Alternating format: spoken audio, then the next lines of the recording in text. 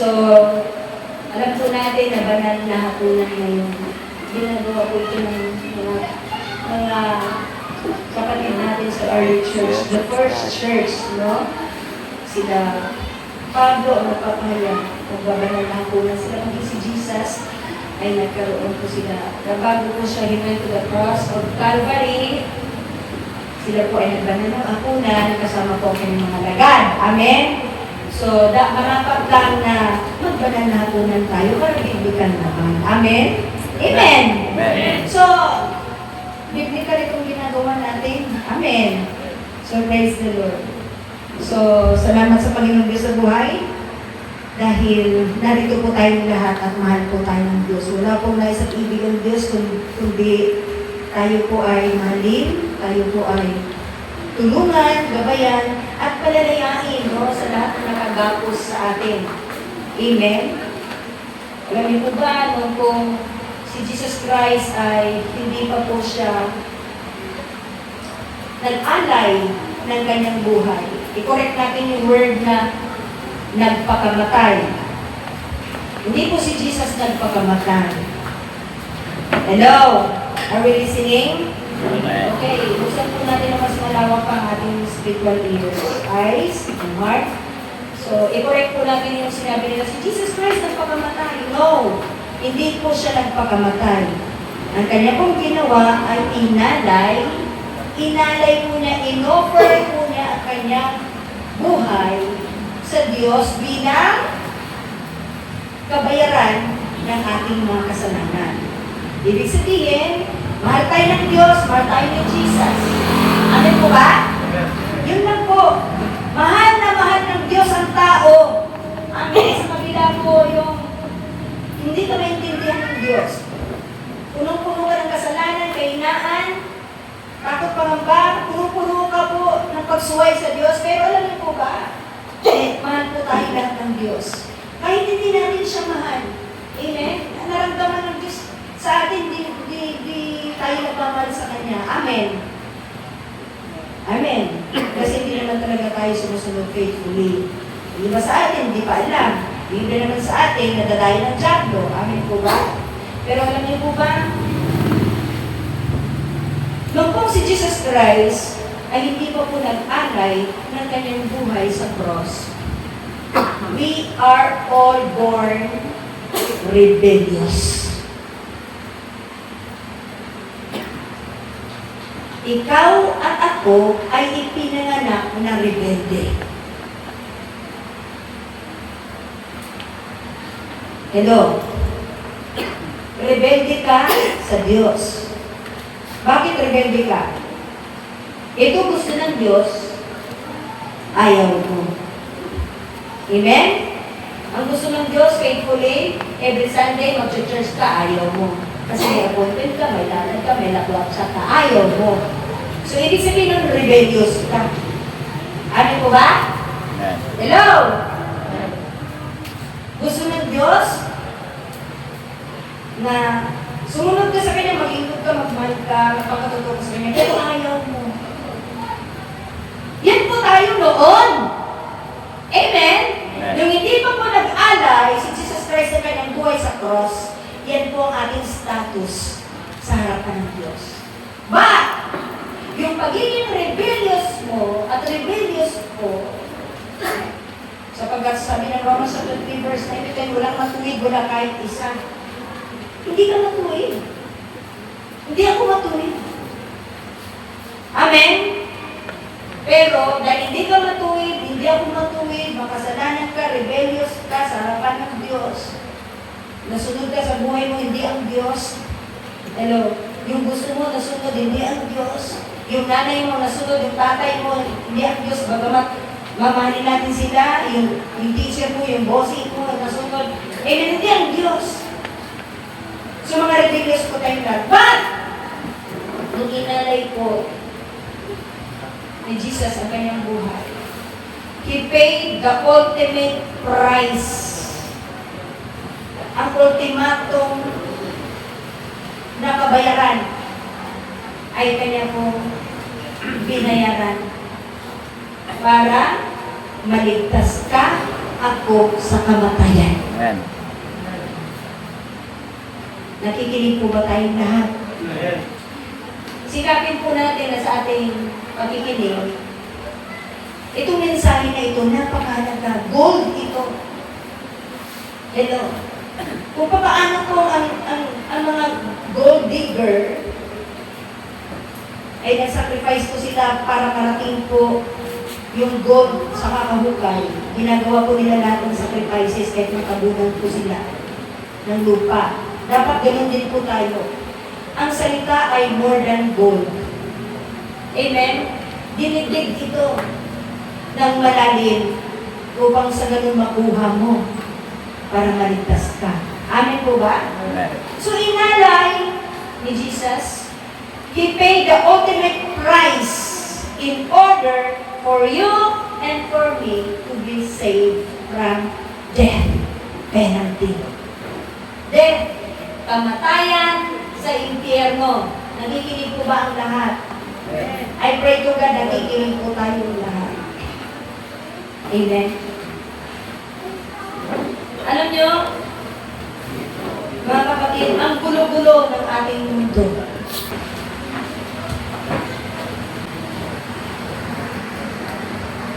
Alam niyo po ba mga kapatid, nag-alay ng buhay si Jesus Christ sa cross upang ikaw ay maligtas sa kamatayan. Amen? At hindi lang po yun. Bakit kailangan mong maligtas sa kamatayan? Dahil tayong lahat noon ay nasa kasalanan. Amen po ba? Hello? So, ibig sabihin, nung pagkatapos ni Jesus Christ nag-alay ng kanyang buhay sa cross, dinala po niya ang ating mga kasalanan sa cross. Amen po ba?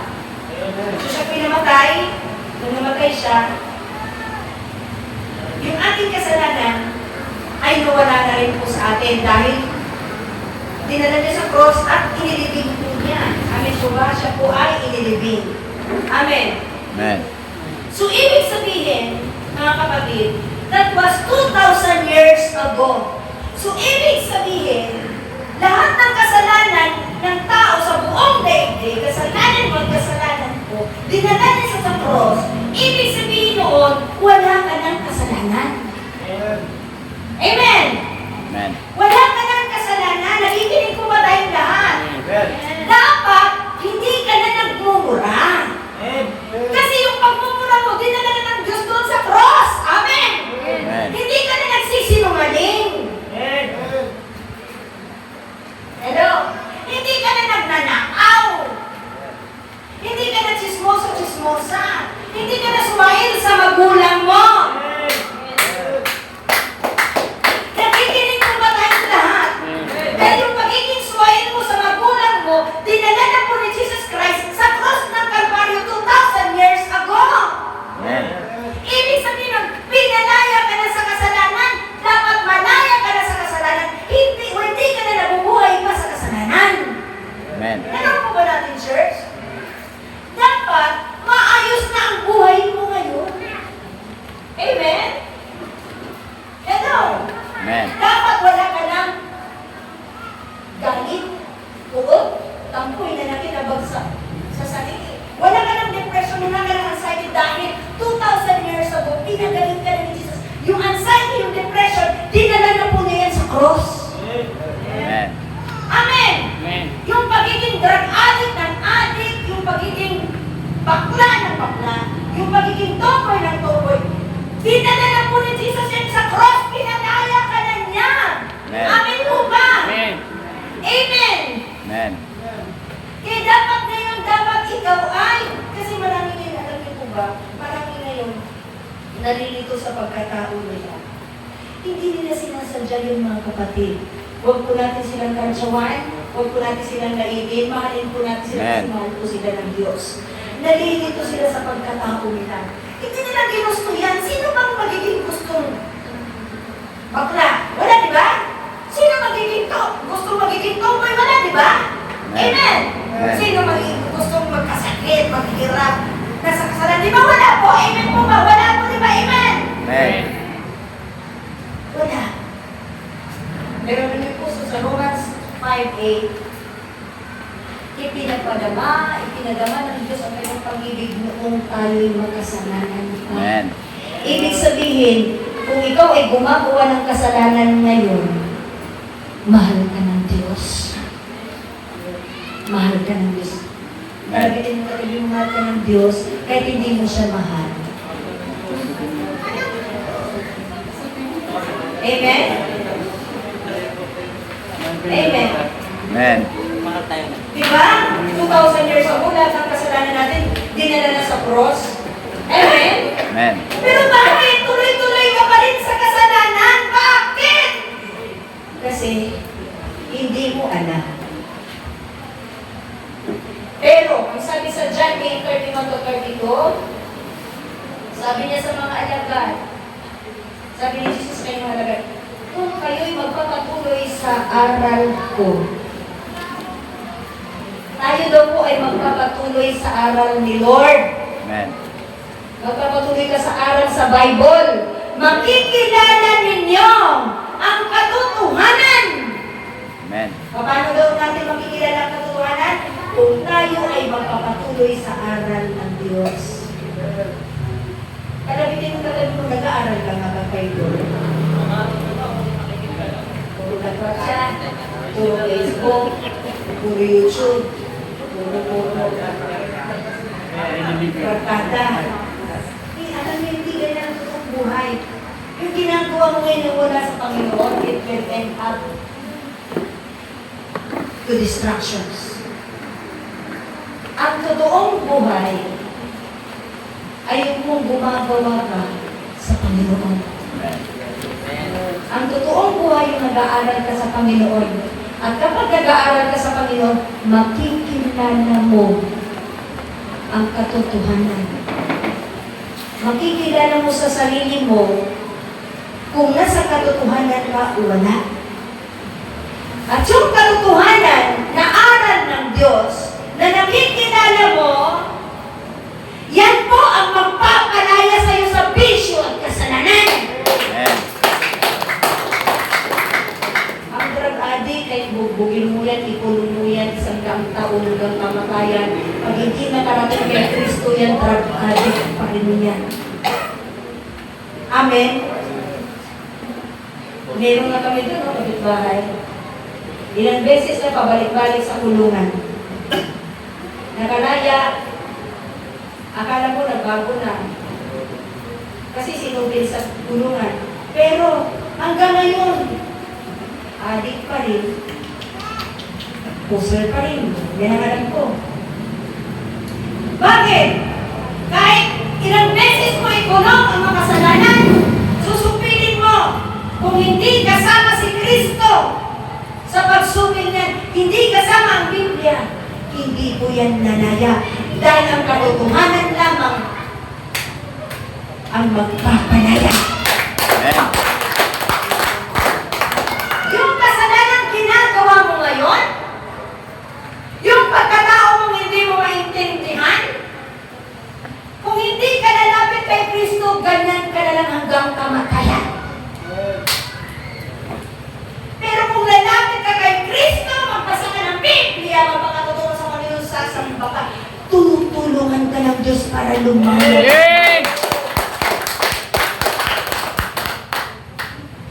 Ang mga anak na matigas ang ulo, kahit hampasin mo yan ng troso. Kahit kutsi-kutsirin mo yan para magbagong buhay. Hindi po yan. Kasi bakit hindi yan makapagbagong buhay? Yung kasalanan, masamang espiritu na tumatahan, naninirahan sa Kanya dahil hindi pa siya nakarating kay Kristo, yan ang maalipin, yan ang magpapahilat sa Kanya. Amen? Amen. Kapag hindi makarating kay Kristo, ganyan lang siya. Sasakit na lang ang ulo mo. Kaya gagawin mo sa anak mo, ipanalangin mo. Sabihin mo, magbasa siya ng Biblia, sumamba siya at magpakatuto sa Panginoon, dalaya siya. Papayapabuhay. Amen? Walang may gusto kung anong nangyayari sa ating buhay ngayon, sa ating pagkatao. Kung makasalanan tayo, alanganin tayo pagkatao. Hindi natin gusto yan.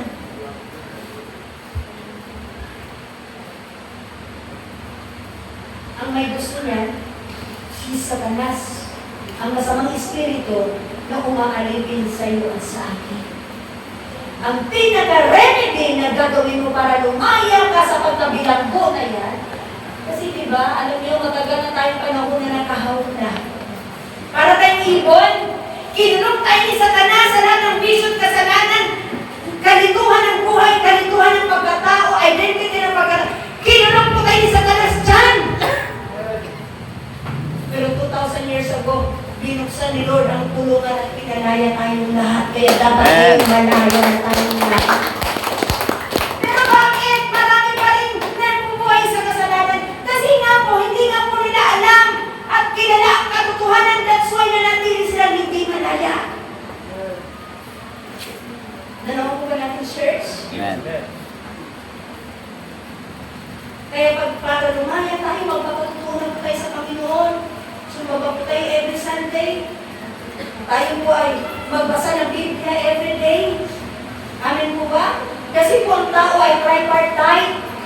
You know? Ang tao ay hindi lang po puro katawan.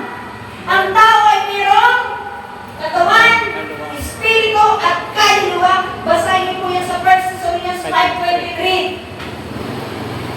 Tatlo po ang katawan tripartite. Ay ibig sabihin ng tatlo. Partite ay tatlong bahagi. Tripartite. So ibig sabihin, kaya na sinabi ni Jesus Christ, nasusulat hindi lamang sa tinapay na bubuhay ang tao. Tayo yun. Tao sa buong daigdig. Ano man po ang lahat ng buhay, ano po ang tribes. Tao yan. At sabi ni Jesus Christ, nasusulat hindi lamang sa tinapay na bubuhay ang tao. Ibig sabihin, kung tao ka, hindi lamang sa tinapay na bubuhay ang tao, kundi sa bawat salita.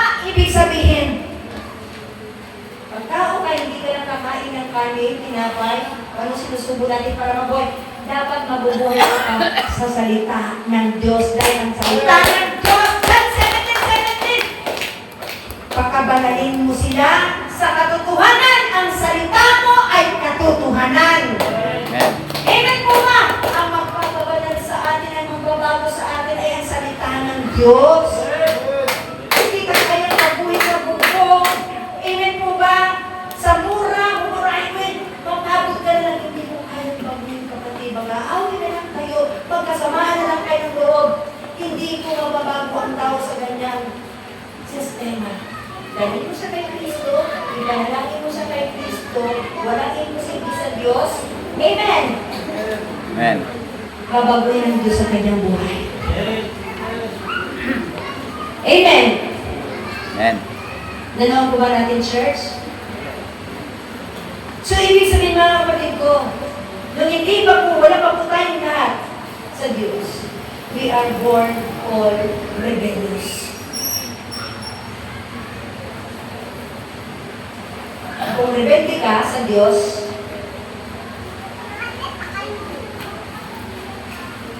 ano magandang mangyari na rebelde? Ang lahat ng pagpaparal, manana, at kabutihan ay nasa Diyos, magre-rebelde ka, hindi mo makukuha lahat yun. Yung lahat ng pangarap mo sa buhay na mapabuti, ay mapayapang ka, hindi mo makukuha yun kung rebelde ka hanggang ngayon. Anong ginagawa ng mga rebelde sa lipunan sa Pilipinas? Di ba? Sila ay bumababa sa bukid at sumusuko sa gobyerno. Tingnan mo, pag sumuko sila sa gobyerno, kaya pa ng buhay. Gusto mo yun? Rebelde ka? Pero ikaw ay bumaba sa buhay mo. Huwag ka na magmamalapit sa Diyos. Lumapit ka ngayon sa Diyos. Mapayapa buhay mo. Nanaw mo ba natin, church? Amen. Ang aral na ito ang magpapalaya sa iyo at sa akin. Amen. Hindi ko kapatid, basic na ito, pero anong oras pa? Okay, huwag kayong mainit. Dapat, di ba, ang sabi ko, discipleship ang aking topic. Pero ito na tayo ngayon. Sa topic na dinadala tayo ng Panginoon. So mga kapatid, kapag tayo rebelde rebelde sa Diyos. Lahat ang nasa Diyos, hindi po natin makukuha. Kapag rebelde po tayo sa Diyos, because we are all born rebellious, we are all our way, lahat po tayo, ang ating po way ay pa-hell, pa-impyerno. Every single one of us. But, nung si Jesus Christ, ito kapatid ang ating tandaan na before, mag-close na ba tayo? Okay, mag-break of the bread. Mga kapatid, anong nangyari sa atin noong 2,000 years ago? Rebellious ka, di ba? Pero nung binayaran ni Jesus, pero nung si Jesus ay namatay sa cross, nag-ayon na ng buhay, He paid all the ultimate price. You are now being washed. Nahugasan ka na. You are now being justified na mawalang sala ka na. Amen po ba? And you are being sanctified. Amen po ba? Amen. Yan po ang lagay natin lahat ngayon. Ang status natin ngayon sa harapan ng Diyos. 2,000 years ago, lahat ng kasalanan natin, inaako na sa cross. Amen po ba? So, Amen. ibig sabihin, wala ka ng kasalanan, ibig sabihin, nahugasan ka na. Amen! Ibig sabihin, na mawalang sala ka na. Amen po ba? Ibig sabihin, pinabanat ka na. Amen po ba? Amen po ba? Amen. Yan na po ang iyong dapat status sa harapan ng Diyos. Kadali mo puros ka, hindi ka na ba nagmumuha, hindi ka na magsisinungaling, hindi ka na nanakaw, wala ka ng galit po, wala ka na masabusog kasalanan. Kasi lahat ng yan, dinala na ni Jesus sa cross. Amen. Amen! Hinugasan ka na, nakawalan ka na, napawalang sala ka na, bakit nasa kasalanan ka pa rin? Bakit? Kalamitin mo katabi mo, bakit? Nag-alay na si Jesus. Nang buhay niya sa cross. Bakit nasa kasalanan ka pa rin? Itinanggal na ni Jesus yan sa iyo. Bakit at bakit? Nasa kasalanan ka pa rin.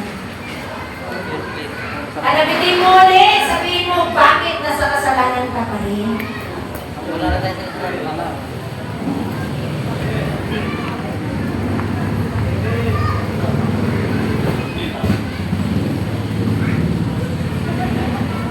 Ano ko ba natin, church? Ito na lang.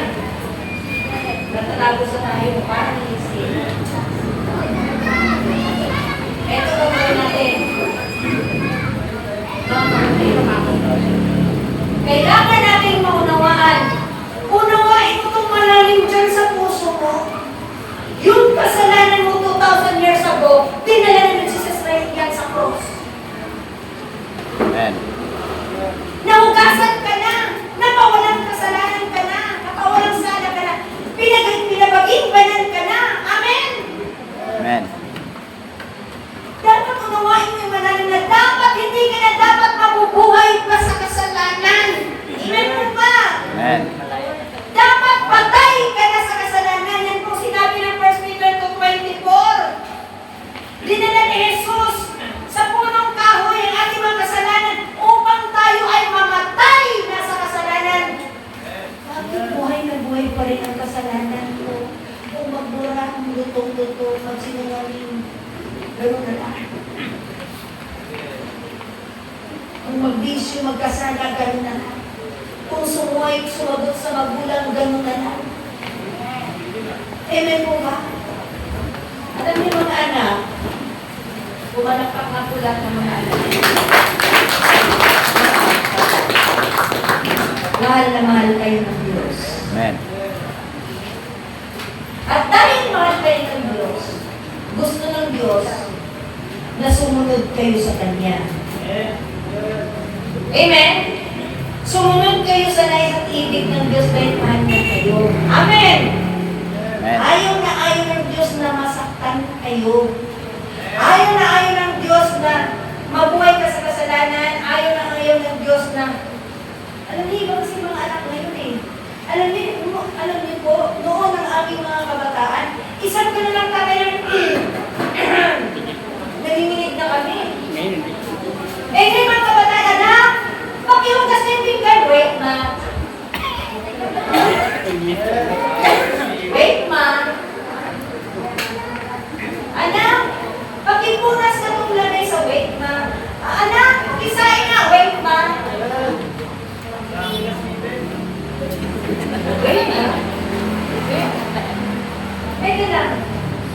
Member of the family ka ba?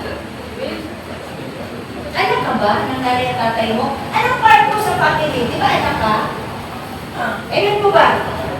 Amen. Kung anak ka, may nanay at tatay ka na dapat igalang mo.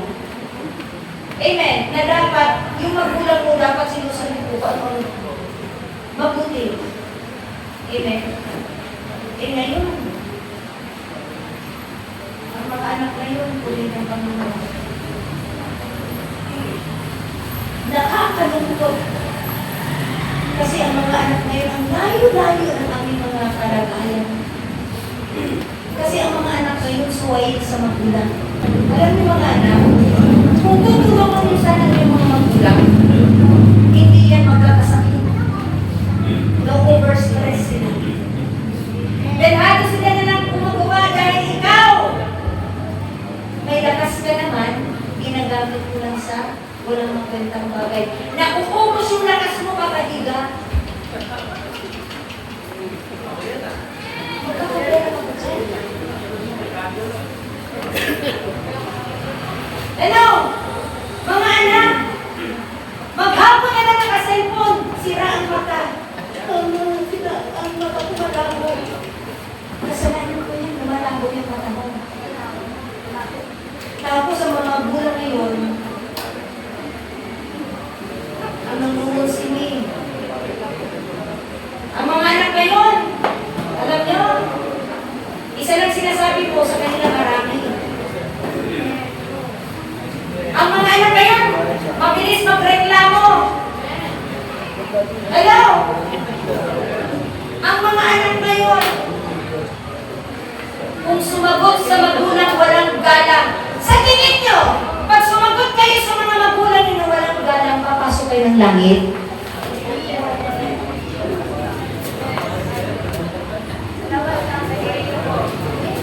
Huwag niyong abusuhin ang magulang nyo dahil mahal kayo ng magulang nyo.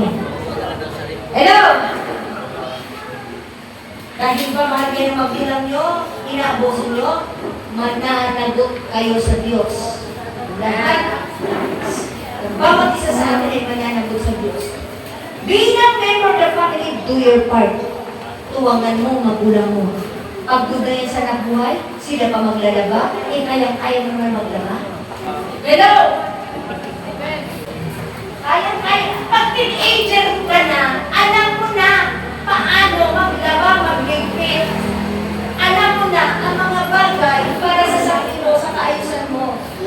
Pag teenager ka na, wala ka pa rin alam, wala kang kwentang tao. Wala kang kwentang bata, wala kang kwentang nilalang. Hindi ka sasamahan ng Diyos. Amen po ba? Pero, wala yan sa Jesus is my life. Ang lahat ng mga kayo sa Jesus is my life, masunurin sa magulang. Pag sinabi, anak, pagsain ka, ay, upo mama, ilang takal po eh. Nag-iulit pa. Anak, palisan mo, ako na mama, anak ko ng orin. Kasi palisin. Amen? Anak, bumili ka naman na, ako mama, ako na mama. Sinabi, gusto mo yung palayan ko ng Panginoon, mama, kaya susundin kita. Gusto mo na nabahay, mama, kaya susundin kita.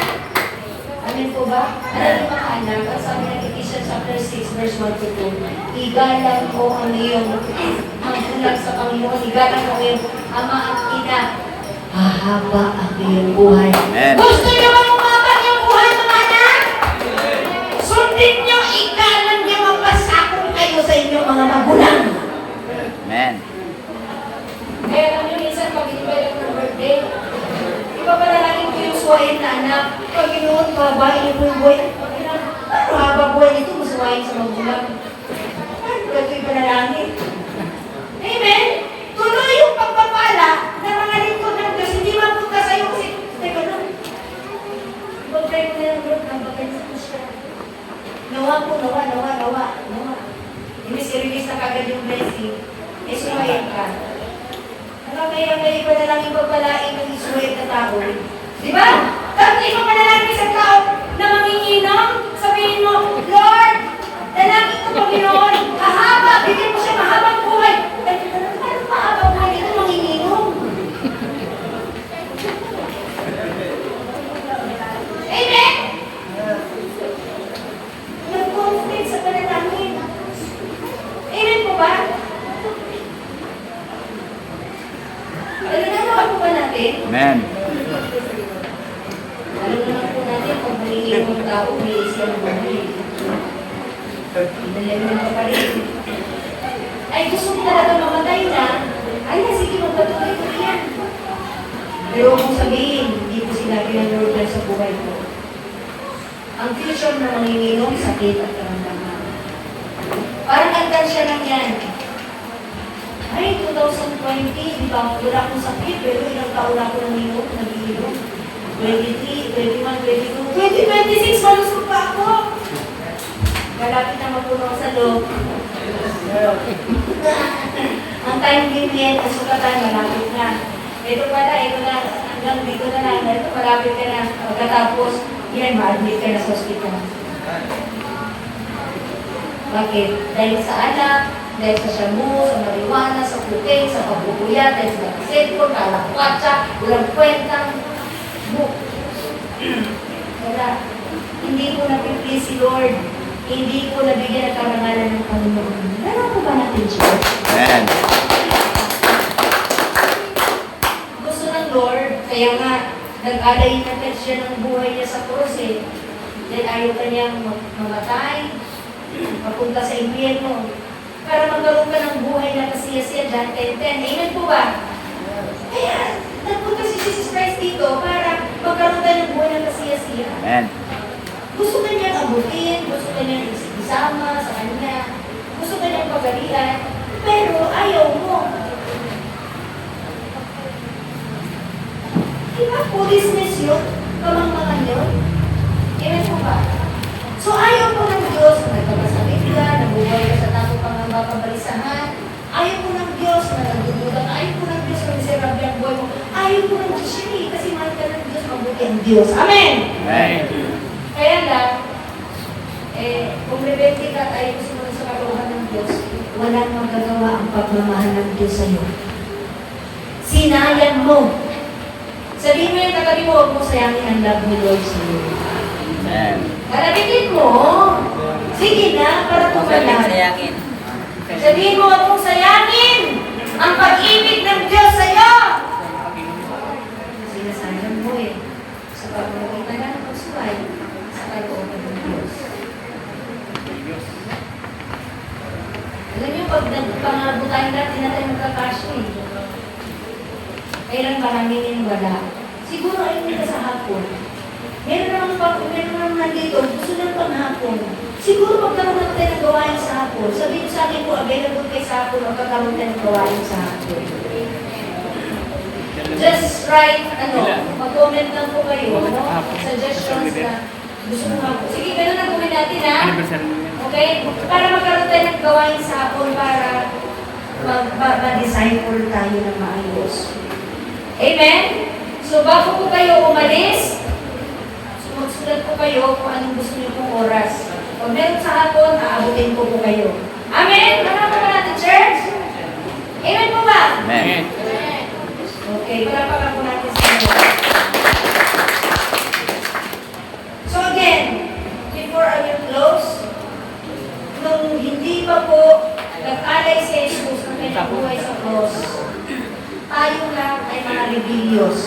Amen po ba? Doon po natapos na siya nag-alay ng buhay niya sa cross, tayo po ay kanya na pong pinalaya. Hinugasan, ay walang sala. Amen po ba? Hello! Amen. Amen po ba? Kaya ibig sabihin mga kapatid, kung ang status mo ngayon ay hinugasan ka na, malinis ka na, pinalaya ka na, pinalaya ka na, ibig sabihin mo mga kapatid, disiplinahin mo yung sarili mo kapag masama kasalanan, kalikuan, huwag ka nang mabuhay doon. At pagka ganon, hindi mo sinayang, hindi mo pinawalanggisa, hindi mo pinawalang halaga ang ginawa ni Jesus sa cross. Amen.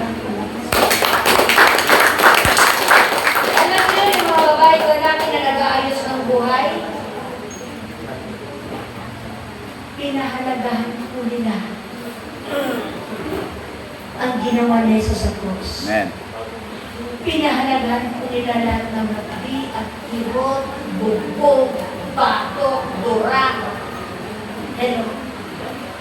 Nanatabo ni Jesus Christ sa cross. Kanila po yung na-appreciate. Pero yung mga babae at lalaki na nagpapatuloy sa kasalanan,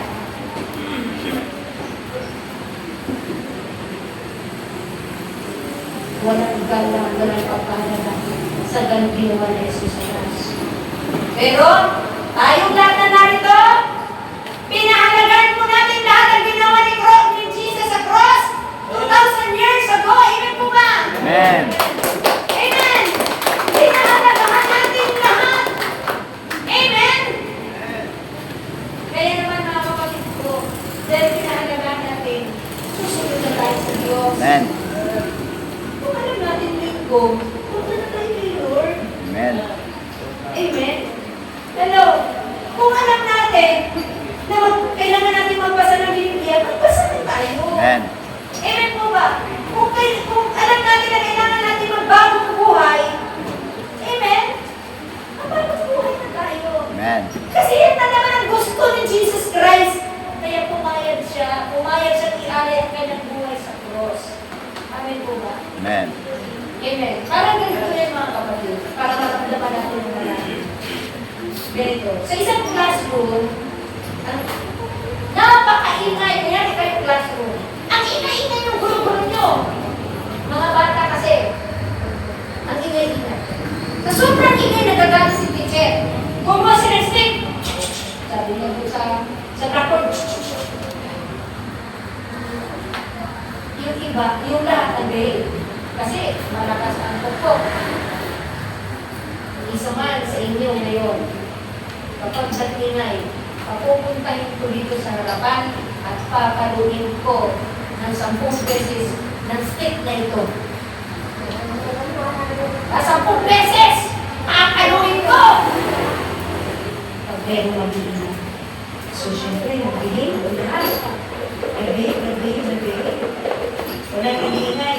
Mamaya! May sumigaw! Merong nag-ingay na tukso! Wow! Nag-ingay siya! Sabi ni teacher, sino yung nag-ingay? Sino yung walang nagsasabi? Kasi nga, papaluin na walang stick 10 beses. Sino nag-ingay? Wala talaga kung paano. Alam niyo kung sino nag-ingay? Yung batang parang walang kain pati bukod balat. Tapos, papaluin mo 10 times na malaking stick. Hello? Alam niyo, meron isang bata. Nagmamanman. Pinapuntas ni teacher sa harapan yung bata. Sabi niya, ikaw, matigas na naman ang ulo mo. Sabi ko sa iyo, itsura mo na yun, kakayanin mo yung 10 araw. Pero kailangan yun papaluin, di ba? Para matakot yung iba. Sabi niya, daba! Di ba, ganun ni teacher, sabi ng isang bata, Ma'am! Sabi niya, huwag niyo na lang po siyang paluin. Kawawa niyo. Ako na lang po. Ako na lang po paluin niyo. Alam niyo, yan ang ginawa ni Jesus sa cross. Dapat tayo ang mapunta sa impyerno. Dapat tayo yung masaktan. Dapat tayo ang mamatay. Dapat tayo miserable ang ating buhay. Dapat gulong-gulong ang ating buhay. Pero alam niyo, ang sabi ni Jesus Christ, ialay na lang niya ang kanyang buhay para hindi ka masaktan.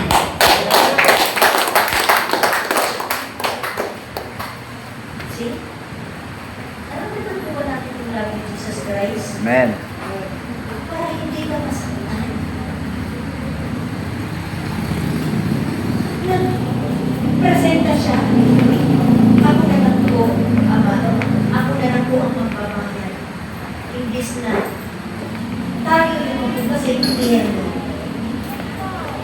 Tayo habang buhay magsagad sa sakit at karamdaman sa kahirapan. Sa lahat ng gawa ng tiyan. nag-presenta si Jesus Christ. Ako na. Bababa na lang po ako, makakalala na po ako ng Lord. Dahil ayaw ko silang nasaktan. Tayo yun. Amen. Tayo yun! Ang sabi ko, tayo yun! Amen. Hindi pumapayag si Jesus Christ na maging miserable masaktan ka. Kaya, hindi sa ikaw, siya na lang. I-appreciate mo yun. Itago yung itip niyo sa puso't isip mo. Yung ginawa ni Jesus Christ 2,000 years ago, dapat wala ka na sa kasalanan. Amen. Nalagay mo talabi mo, dapat wala ka na sa kasalanan. Wala na tayo sa kasalanan. Wala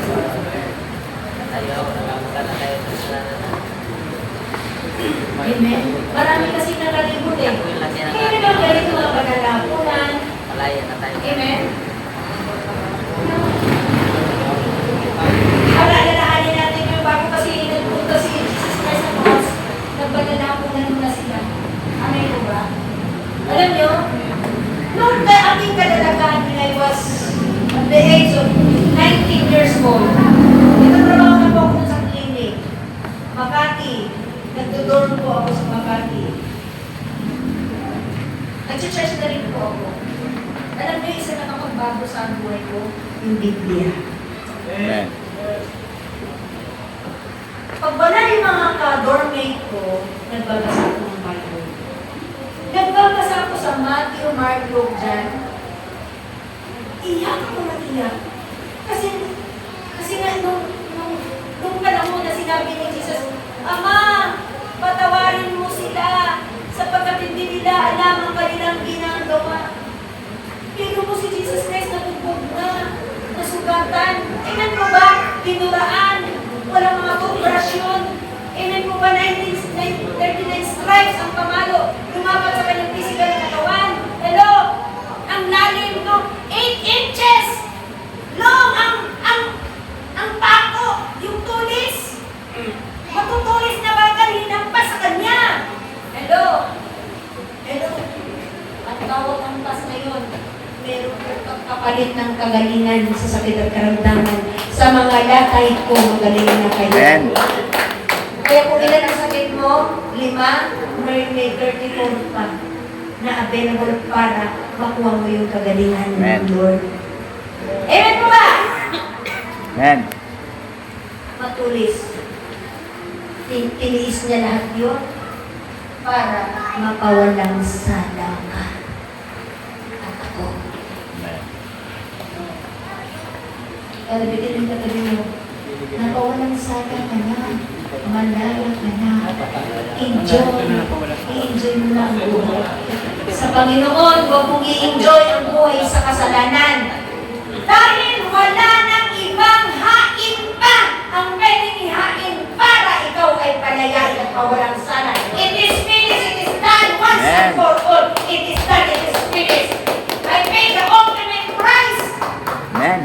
It is finished. Ibig sabihin, it is finished. Lahat ng kasalanan mo, tapos na. Lahat ng sakit karamdaman mo, tapos na. Amen. Lahat po ng mga takot pangamba mo, tapos na. Dapat malaya ka na ngayon. Enjoy your life with the Lord. Amen. Dapat lagi ka na nakasunod sa Panginoon para enjoy ka palagi payatan ka Amen. palagi. Ang bilis ng oras, let's all stand in the Lord.